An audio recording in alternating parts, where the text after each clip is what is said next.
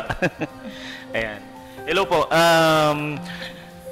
Parehas naman tayo nag-improve, no? Siguro based din dun sa naging experience natin sa previous performance. Kaya ganun yung performance na ipinakita.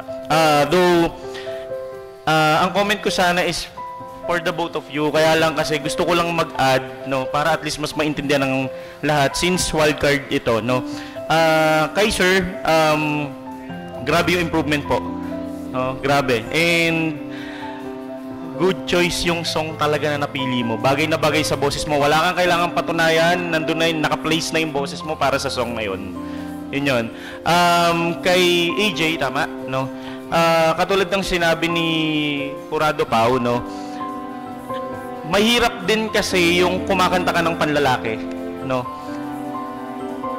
Dapat pumili tayo ng -1 na pasok doon sa type ng boses na meron tayo. Although, mahirap din talaga yung nag-octave ka ng sobrang taas, no? Pero, yun nga, next time, pili ka talaga ng, okay yung kanta eh, no? Okay yung song choice. Pili ka ng materials na babagay dun sa pitch ng boses mo. So, yun lang naman.